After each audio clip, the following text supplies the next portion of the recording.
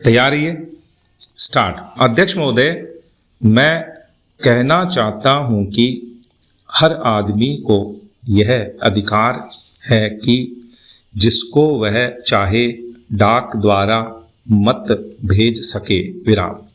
ऐसा तो नहीं है कि सभी मत किसी एक अधिकारी के सामने ही इकट्ठा करके भेजे जाते हैं। विराम। जहाँ तक इस बिल का संबंध है वह ठीक है, वह प्रारंभ में ही आना चाहिए था और मैं इसका समर्थन करता हूँ। विराम। मैं इस सदन के माननीय सदस्यों से भी निवेदन करता हूँ कि इस बिल को पास कर दिया जाए। विराम।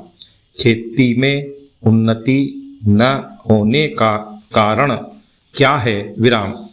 उसका एक कारण यह है कि खेती से संबंधित जितने विभाग हैं उनमें आपस में समन्वय नहीं है। विराम।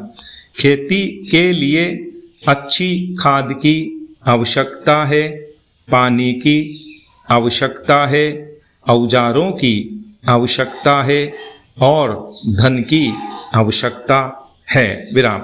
इन सारी चीज़ों के लिए अलग अलग विभाग हैं।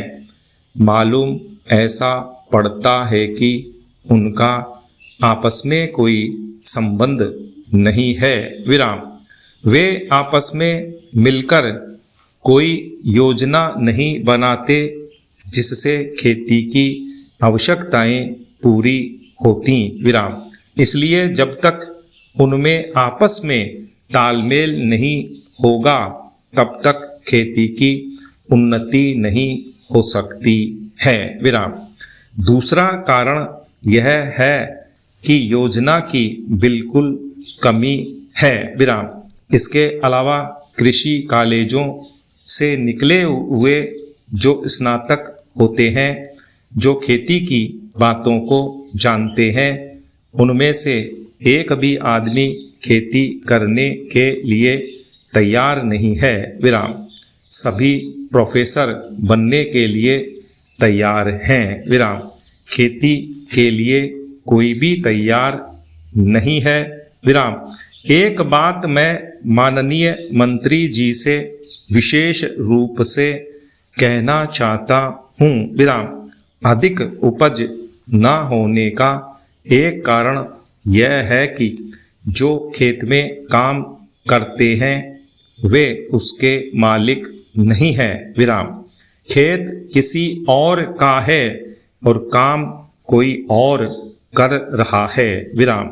इसलिए मेरा कहना यह है कि किसानों में जब तक यह भावना पैदा नहीं होगी कि यह मेरी भूमि है तब तक अधिक उपज नहीं हो सकती है। विराम। इसके लिए आप जब तक भूमि सुधार नहीं करेंगे तब तक कोई बात बनने वाली नहीं है। विराम। दुर्भाग्य से इस देश में खेती करने वाले बहुत कम लोग ही भूमि के स्वामी हैं। विराम। पहला, खेतों की उन्नति के मूल आधार हैं पानी, खाद, बीज, धन, उपज का उचित दाम और भूमि सुधार। विराम। इन सब की ओर कृषि मंत्रालय का ध्यान नहीं है। विराम। सरकार को प्रत्येक खेत को पानी और हर आदमी को काम देना सुनिश्चित करना चाहिए। विराम।